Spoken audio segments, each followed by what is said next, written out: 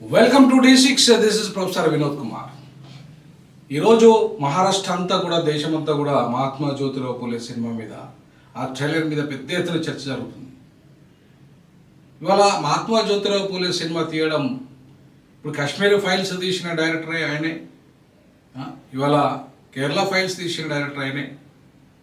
మరి ఇవన్నీ ఈ సినిమాలన్నీ హిట్ అయిపోయిన తర్వాత ఇవాళ మహాత్మా జ్యోతిరావు పూలే లైఫ్ హిస్టరీ మీద సినిమా తీస్తుంటే ఆయన కుటుంబానికి ఆయన కుటుంబం మీద ఇవాళ అనేక ఫ్యామిలీ జోలికి రావడం, ఆయన జోలికి రావడం, మొత్తానికి ఆయనను బెదిరియడం, ఆ సినిమాను ఇవాళ ఎట్టి పరిస్థితుల్లో బ్యాన్ చేయాలని చెప్పడం, లేదంటే బ్రాహ్మణులు ఏదైతే రాళ్ళు విసిరారో సావిత్రిబాయి పూలే మీద అవి తొలగించాలని చెప్పడం. మరి ఆ సినిమా ఎందుకు తీయాలి అలాంటప్పుడు? సినిమా ఏంటి అసలు? సినిమా ఇప్పుడు సినిమా మహాత్మా జ్యోతిరావు పూలే గొప్ప నాయకుడు అని మహారాష్ట్ర అంతా కూడా ప్రజలంతా కూడా దేశమంతా బహుజనులంతా ఇవాళ కోరుతుంటే ఎందుకు ఇంత దాన్ని వివాదంగా చేస్తున్నారు? ఆ ట్రైలర్లో మేము ఒకసారి కనుక ట్రైలర్ చూస్తే చాలా స్పష్టంగా మనకు అర్థమవుతుంది. చూడండి, ఆనాటి సమాజం ఎట్లుందో,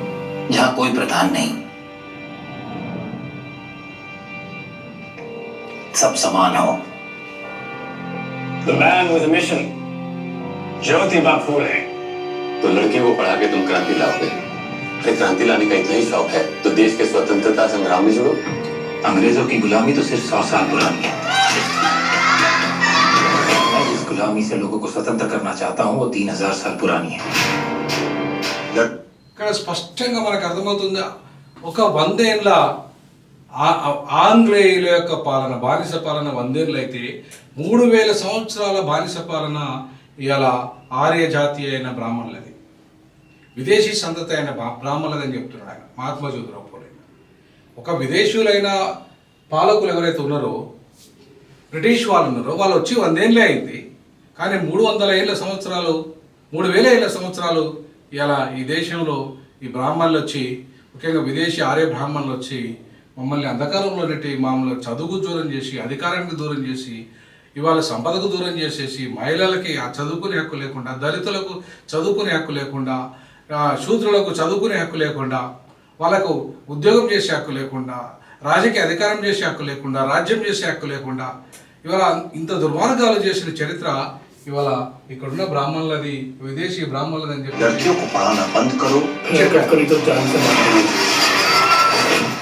चलो एक बात तो समझ आ गई, ये युद्ध नहीं महायुद्ध है. చాలా స్పష్టంగా ఇవాళ మహిళలకు, శూద్రులకు విద్య నిషేధించబడ్డది ఆనాటి మనవాదం. ఇవాళ అదే మహిళలకు, శూద్రులకు విద్య నిషేధిస్తే ఈ దేశంలో 1848లోనే మొట్టమొదటిసారిగా మా దళిత మహిళల కోసము, ఆదివాసీ మహిళల కోసం, శూద్ర మహిళల కోసం సావిత్రిబాయి పూలే మొదటి గురువు ఈ భారతదేశంలో.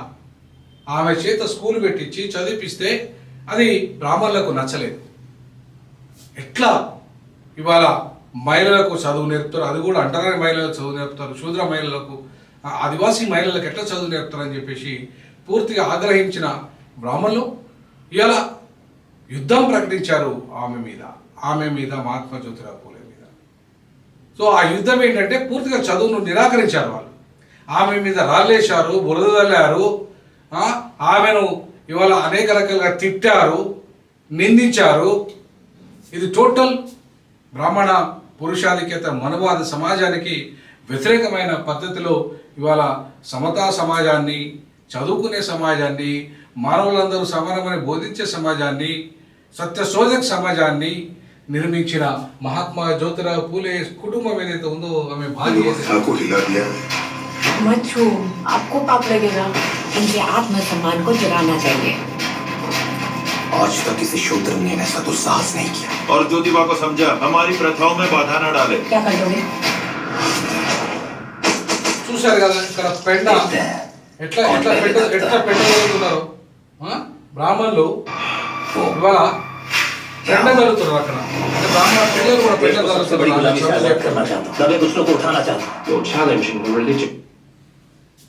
బ్రాహ్మణులకు, ముఖ్యంగా బ్రాహ్మణ స్త్రీ, విధవ స్త్రీలకు కూడా చదువు చెప్పనీయలేదు.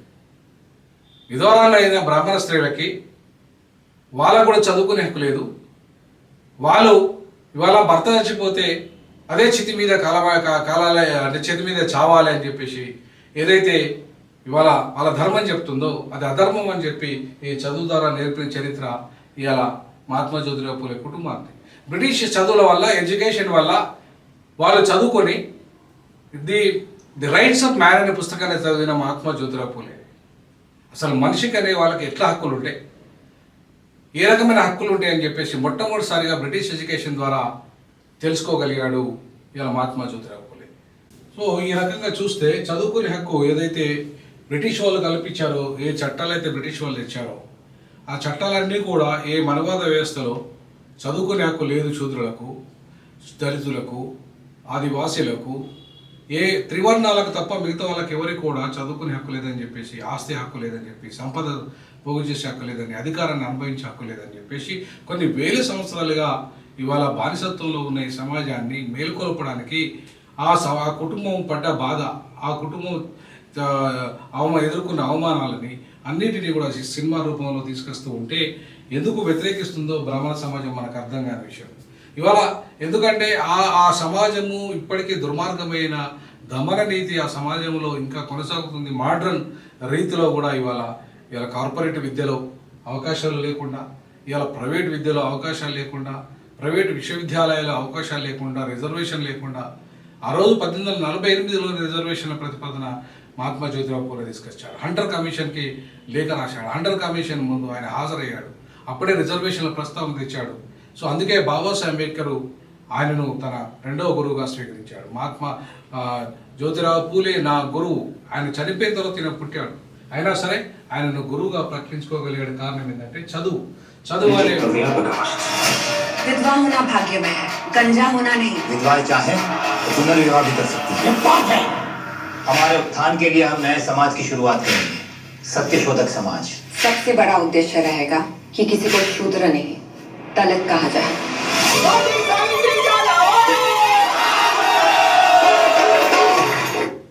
ఈ సత్యశోధక సమాజం ఇవాళ అద్భుతమైన సత్యాన్ని ఈ ప్రపంచానికి తెలియజేశాడు. అంధకారంలో గులాంగిరి ఎందుకు వచ్చింది మనకని చెప్పేసి, ఏ వర్ణ వ్యవస్థలో ఇవాళ ఈ మొత్తం 85% ఉన్న శూద్ర సమాజము, ఈ దళిత సమాజము, అతిశూద్ర సమాజం అంతా కూడా అంధకారంలో నెట్టబడడానికి కారణం ఇవన్నీ కూడా వాళ్ళకు హక్కులన్నీ దూరం కావడం, వాళ్ళు అందరీతిలో ఇవాళ త్రివర్ణాల సేవకులుగా ఉండి చదువుకు దూరమై, విద్యకు దూరమై, అధికారానికి దూరమై, సంపదకు దూరమై బానిస బతుకులు 1000 సంవత్సరాలుగా బతికారు.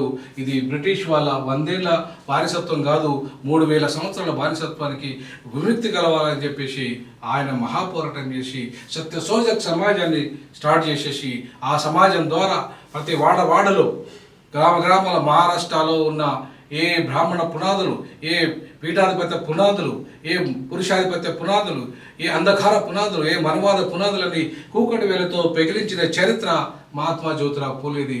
అందుకే ఆ చరిత్ర బయటికి రాకుండా, ఆ చరిత్రను సినిమా రూపంలో కోట్లాది మంది ప్రజలకు చేరకుండా, ఆ చరిత్ర మీద చర్చ జరగకుండా ఉండడానికే ఇవాళ మనవాదుల కుట్రబన్ని ఆ సినిమాను బ్యాన్ చేయాలని చెప్పేసి ఆ సినిమాను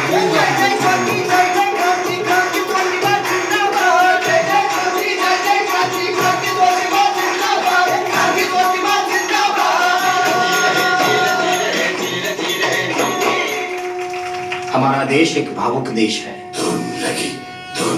यहाँ धर्म और जाति के नाम।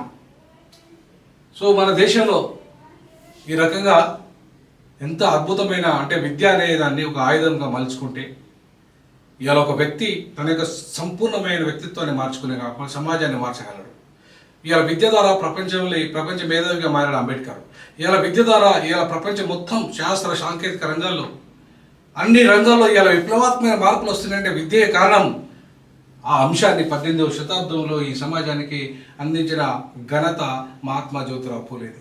సో ఈ మహాత్మా జ్యోతిరావు పూలే అసలైన జీవిత చరిత్ర బయటకు వచ్చి ఈ గులాంగిరి, ఈ బానిసత్వం నుండి ఈ బహుజన సమాజం విముక్తి జరగకుండా ఉండాలి, అంధకారంలోనే ఉండాలి అని చెప్పేసి కోరుకుంటున్న శక్తులే ఇలా మహాత్మా జ్యోతిరావు పూలే సినిమాను అడ్డుకుంటున్నాయి. కాబట్టి ఇది అడ్డుకోవడం बड़ा ही सरल है, ये भविष्य में भी होगा। बस क्रांति की इस ज्योत को जलाए रखना।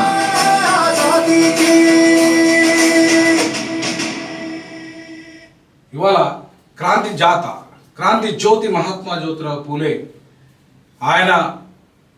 ఆయన జన్మం ఈ భారత భూమికి ఒక విప్లవం. సో ఆయన భార్య చేసిన కృషి ఒక విద్యారంగంలోనే కాకుండా సామాజిక రంగంలో, మనవాద ధర్మంలో, అగ్రవర్ణ ఆధిపత్యంలో ఒక విప్లవాత్మకమైన మార్పులకు పునాది వేసిన ఈ చరిత్ర తరతరాలుగా నిలుస్తుంది. ఈ తరతరాలుగా మీరెన్ని అడ్డుకున్నా ఏం చేసినా వాళ్ళ ఆలోచన విధానం మొత్తం భారతదేశం కాదు ప్రపంచమంతా పోయింది, ప్రపంచమంతా పాకింది.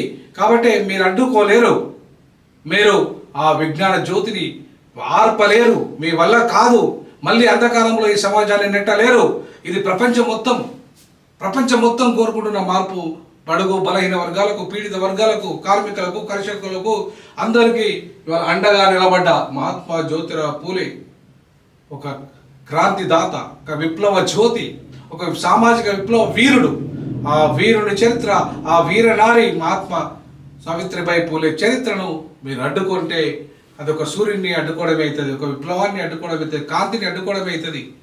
కాబట్టి చంద్రుడు ఉన్నంత వరకు మహాత్మా జ్యోతిరావు పూలే వాళ్ళ జీవిత చరిత్ర ఉంటుంది. అది సినిమా రూపంలో కావచ్చు, ఏ రూపంలోనే ఉంటుంది. ఖచ్చితంగా దాన్ని అడ్డుకోవడం అవివేకం. కాశ్మీర్ ఫైల్స్ని మీరు అడ్డుకోలేదు, మీరు అట్లాగే కేరళ ఫైల్స్ని అడ్డుకోలేదు మీరు. మరి అదే సేమ్ రైటర్ డైరెక్టర్ ఎవరైతే ఉన్నారో ఆయనే తీస్తున్నాడు ఇవాళ ఈ సినిమా. సో అతని దర్శకత్వంలోనే వస్తుంది ఈ సినిమా. మరి అట్లాంటప్పుడు ఎందుకు మీరు దీన్ని అడ్డుకుంటున్నారు? ఏ రకంగా దీన్ని మీరు అడ్డుకుంటారు? సో కాబట్టి ఇవాళ ఈ విషయాలన్నిటి మీద చర్చ జరగాల్సిన అవసరం ఉంది. మీరు కూడా చర్చించండి. ఈ కశ్యప్ ఎవరైతే ఈ డైరెక్టర్ ఉన్నాడో ఆయనే డైరెక్ట్ అడుగుతున్నాడు, మిగతా కాశ్మీర్ ఫైల్స్లో, కేరళ ఫైల్స్ విషయంలో మీరు అడ్డుకోనప్పుడు మరి ఈ సినిమాని ఎందుకు అడ్డుకుంటున్నారు? ఇది ఒక సామాజిక ఆర్థిక విప్లవానికి దారితీసే సినిమా. ఇది ఒక మొత్తం అంధకారంలో బహుజన సమాజాన్ని మేల్కొనే సినిమా. మరి ఈ సినిమాని మీరు ఎట్లా అడ్డుకుంటారని చెప్పి ఆయన ప్రశ్నిస్తున్నాడు. కాబట్టి D6 కూడా ఆయన ప్రశ్నలు తిరిగి లేవనెత్తుతున్నది, మీ ముందు పెడుతున్నది. మీరు కూడా ప్రశ్నించండి, మీరు కూడా మీ కామెంట్ రూపంలో తెలియజేయండి అని చెప్పేసి D6 భావిస్తుంది, డీజాక్ భావిస్తుంది. జై భీమ్, జై పూలే, జై పెరియార్.